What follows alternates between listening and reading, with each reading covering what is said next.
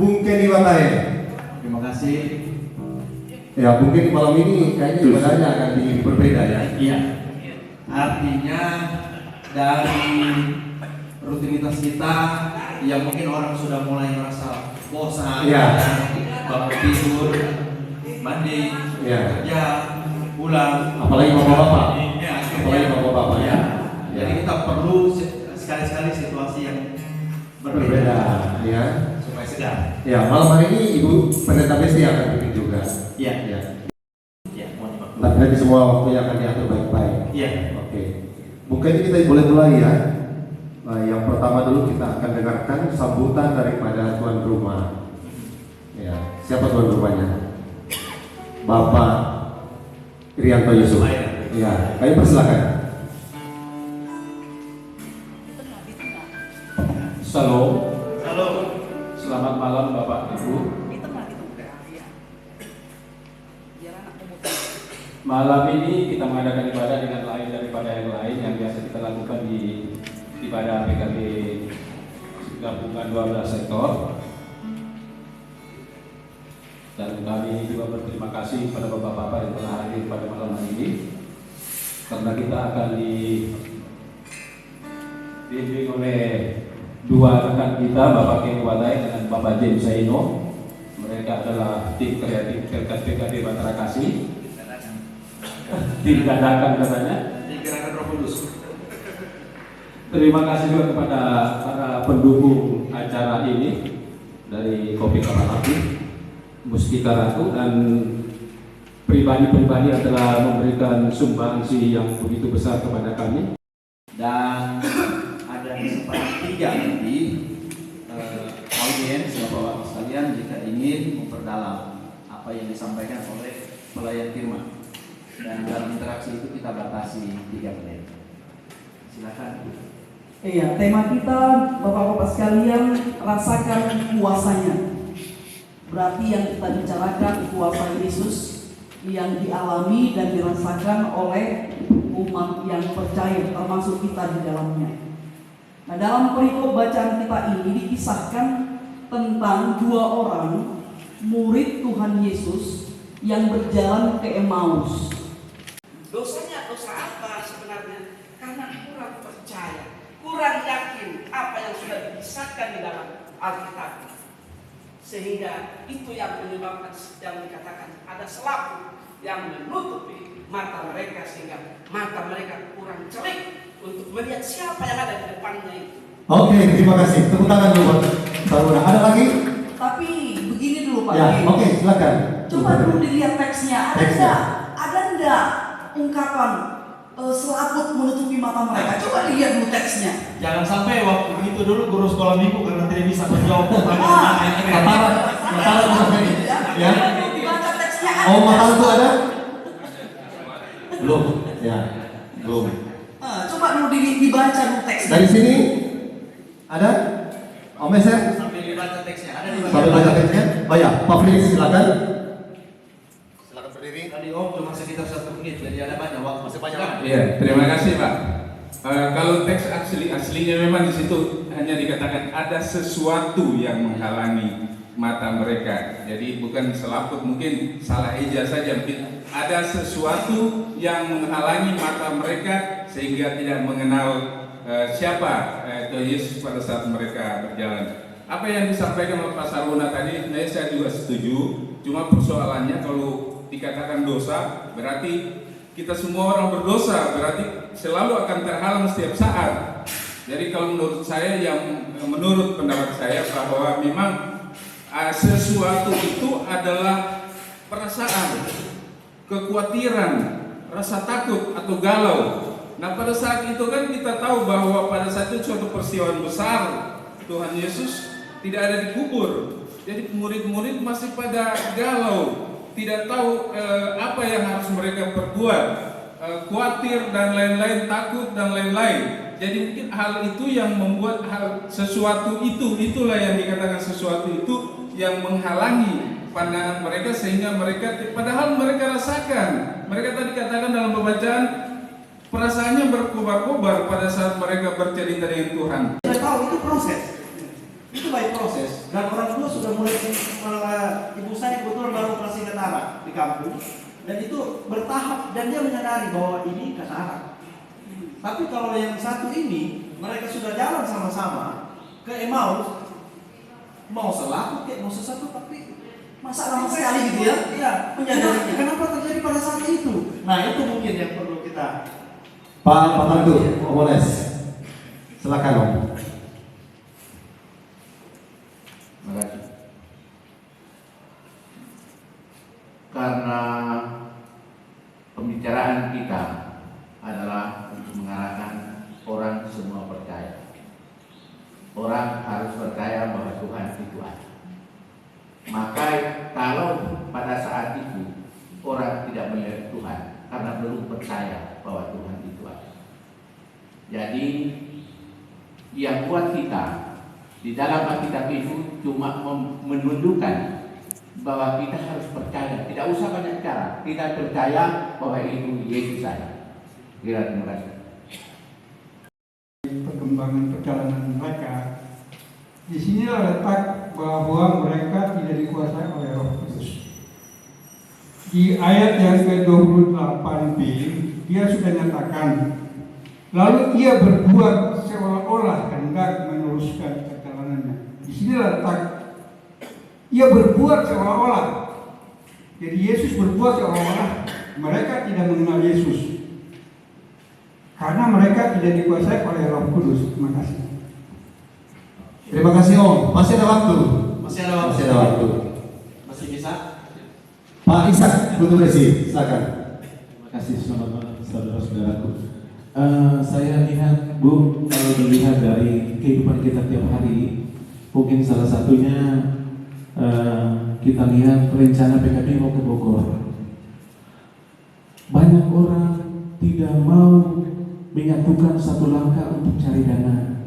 Ini kalau teman-teman, saya mungkin keluar dari konteks ini Bu ya, tapi saya mau bilang malam ini bahwa buat Bapak Ibu dan teman-teman, kalau andalkan Tuhan dalam hidup dan pekerjaan, tidak ada yang tidak bisa Bu. Kita harus andalkan Tuhan dalam setiap pekerjaan kita, pasti semua itu bisa terjadi. Saya minta kepada teman-teman berkat PKB yang dalam tim panitia untuk mencari dana, jangan andalkan kuasa pada diri sendiri. Andalkanlah kuasa Tuhan dalam program kita tahun ini. Terima kasih.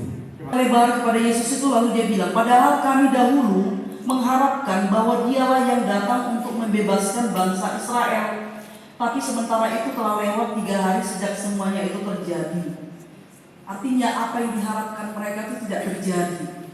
Jadi sebenarnya membuat mereka tidak bisa mengenal ini teman seperjalanan itu adalah Yesus. Karena apa? Karena hati mereka sekarang lagi depresi, lagi terluka, lagi kehilangan pengharapan, lagi trauma. Karena apa? Karena mereka menjadi saksi mata dari semua penderitaan Yesus. Padahal Yesus itu mereka agungkan, bahkan dikatakan sebagai nabi yang berkuasa, tapi kok mati. Itu kan mengguncangkan. Kok bisa-bisanya yang kita harapkan itu kok mati. Dan ketika dikatakan bangkit, tidak bisa langsung diterima. Betul enggak itu? Ya, artinya ketika hati lagi terluka, lagi depresi, lagi kecewa, lagi sakit, bisa jadi dia tidak mengenal siapa temannya ini. Karena apa? Dia terfokus dengan dirinya. Mau dia ngomong dengan teman, dia nggak kenal itu. Dalam pengalaman begitu, ketika hati kita sedang depresi, trauma, sakit, terluka, mana kita bisa berhubungan baik dengan orang lain. Komunikasi kita pun pasti nggak nyambung. Dan bisa dia pun tidak kita kenal lagi. Bahkan istri kita tidak kita kenal lagi kalau depresi itu datang. Ketika dia ngomong apa-apa, mana kita dengarkan. Kita fokus pada luka di hati, depresi, trauma. Itu sebenarnya sedang dialami para murid. Memang itu kenyataannya. Dan inilah yang membuat mereka tidak bisa melihat. Padahal ini sudah sering mereka bersama. Dan bisa jadi suaranya pun sudah mereka kenal. Ciri-ciri bahasanya pun sudah mereka tahu. setelah lama bercakap-cakap, ternyata itu membuat mereka akhirnya keluar dari depresi. Jadi ketika orang lagi depresi tapi berdiam diri, lama-lama jadi gila. Tapi ketika kita sedang depresi, trauma, sakit hati, terluka, kita bicara, berbagi pengalaman, berbagi kisah dengan teman kita, pasti akan keluar sedikit demi sedikit, sedikit demi sedikit, lalu menjadi plong. Nah, itu yang dilakukan para murid ini, 2 orang ini.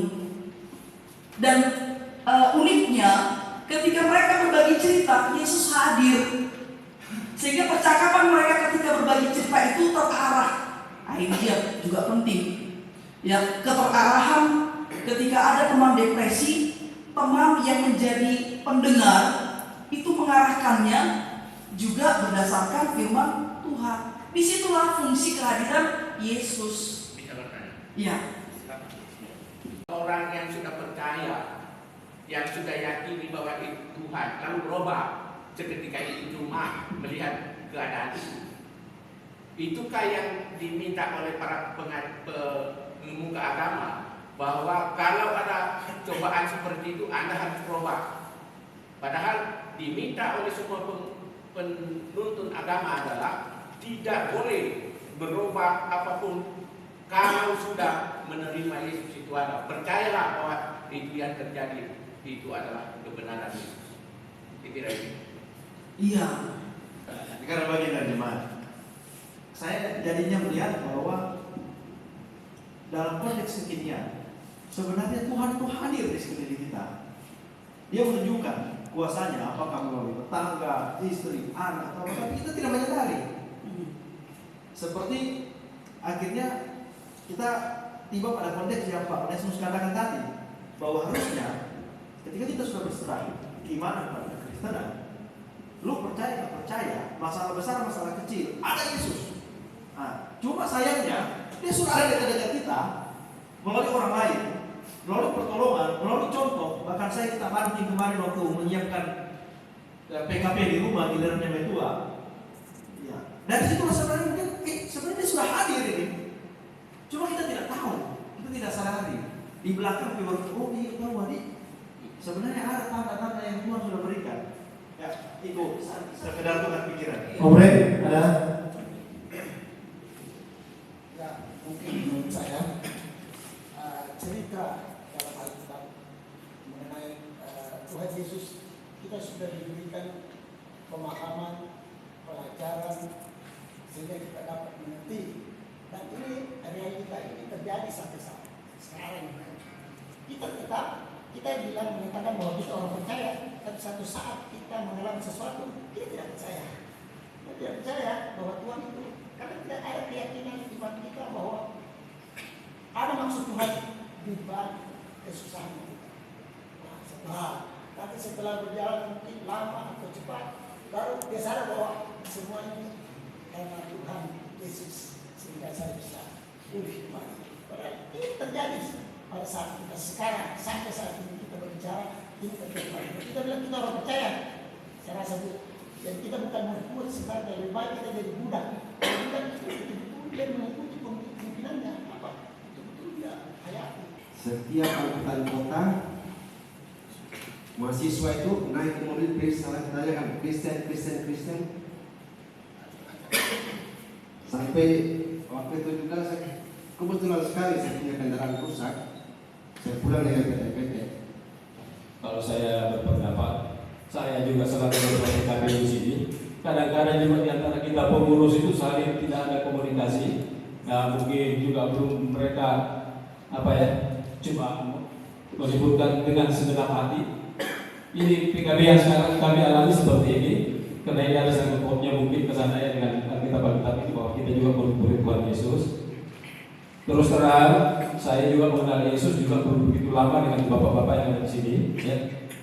Saya di tahun 96 mengikuti Yesus di Pulau Jawa dan dibaptis di GKJW ya, dengan berbahasa Jawa. Pertama-tama juga saya juga mengenal cuma dua bapak kami. Ya. Saya pindah ke Makassar, terdaftar di Bukit Zaitun dan masuk di Batra Kasih. Di sinilah saya mulai bertumbuh. melalui pengurus-pengurus ya, beberapa kali juga menjadi pemilihan majelis jemaat, tapi saya lebih tertarik kepada PLKAT Bu. PLKAT itu punya kegiatan yang lebih baik kita membina sesama kaum bapak, seperti malam ini yang kita alami bersama. Walaupun tidak seberapa kita yang hadir, tapi Tuhan ada di sini sekarang. Terima kasih. Senior orang tua kami ini, ya tadi tidak boleh berubah. Terima kasih. Saya ingin menyampaikan mulainya PKB di sini, supaya tidak takut pada saat saya bersama-sama dulu. Saya dianggap paling muda waktu itu, tahun 92, 92, bukan 2002, 92. Ya, waktu itu saya baru 3 kali masuk gereja, di gereja di Stapa di sana. Itu masih bagian dari gereja khusus saya. Ketiga kali saya masuk gereja, lalu sarana bagi kita untuk bertumbuh di dalam iman. Jadi kita memang fungsikan betul-betul, karena memang di sinilah kita bisa mendapatkan banyak hal positif. Pertama, kita bisa tahu firman Tuhan, dan firman Tuhan itu bisa kita pelajari bersama-sama, dan itu bisa kita hayati dalam hidup kita. Kedua, jikalau kita memiliki persoalan-persoalan, ada teman berbagi cerita. Dia bisa mendoakan kita, dia bisa mendukung kita, dia akan mendukung kita ya. Kita memang sangat butuh teman. Ketika kita mau senang, kita butuh teman. Dan teman kita itu cari yang seiman, satu persekutuan, supaya jangan lari jalurnya. Salah pilih teman, salahlah kita.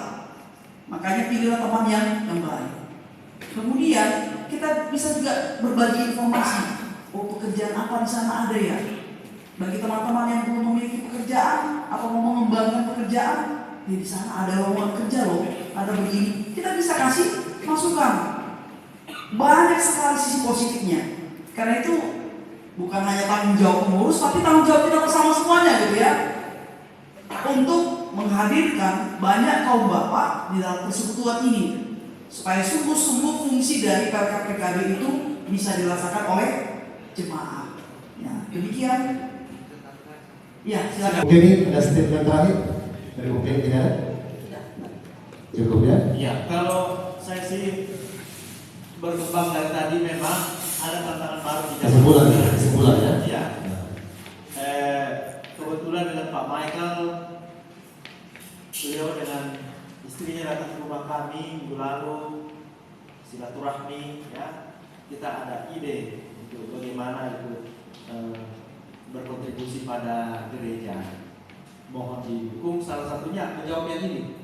Jadi kalau bisa, apakah nanti dia berupa badan, unit atau apa lumayan namanya? Di sini ada semacam lembaga penyiarannya. Ini GPW, Bahtera Kasih. Jadi kita tidak muluk-muluk, jangan langsung ke radio dulu, tapi kita manfaatkan yang namanya internet, kemudian SMS dan sebagainya. Dari situ nanti informasi mengenai PKB, PKP, Gerakan Pemuda itu kita salurkan, dan itu murah meriah. Yang kita butuh hanya SDM saja, paling tidak 5-6 orang yang akan mengelola informasi. Jadi ada semacam informasi khusus untuk GPIB Bahtera Kasih. Tapi kalau lagi ada di Argentina atau lagi ada di Inggris, mulai informasinya itu bisa juga. Jadi tinggal masuk di websitenya. Termasuk mimpi-mimpi kita itu adalah kita sudah jadwal paduan suara apapun yang mau sumbang lagu malam-malam, dia nyanyi di situ, kita broadcast, kita siarkan. Harapan kita adalah PKB yang ngambil slot time paling banyak di situ. Jadi renungan-renungan atau khotbah minggu itu kita bisa posting di situ, khotbah seperti yang malam ini dan khotbah dari kebaktian rumah tangga, jemaat meninggal, jemaat yang sedang dirawat di rumah sakit, apapun itu Ya, termasuk bahwa malam ini ada door prize kita pasang sudah, dan kami mohon restu dari bapak-bapak sekalian karena ide ini kami wujudkan. Tapi salah satunya adalah istilahnya Pak Tabingnya dulu di organisasi kita. Ya, semoga mendapat dukungan dari pusat dulu. Pak Michael ya, untuk diposting di YouTube. Ya, YouTube-nya itu Bahtera Kasih ya. Itu ada kegiatan baru bukanya di YouTube. Terima kasih Bu Pendeta, Bung Kevin. Terima kasih. Kita akan masuk sekarang jawaban umat. Setiap dalam menyatakan kebenaran firman Tuhan bagi kami. Berkati kami semua, berkati penuh berkat ini. Biarlah semua itu menjadi berkat dalam kehidupan kami. Dan pada malam hari ini Tuhan, kami juga akan menikmati berkat Tuhan melalui makan dan minuman yang telah disediakan oleh para pengurus. Berkati tubuh kami Bapa, agar kami layak menerima berkat ini.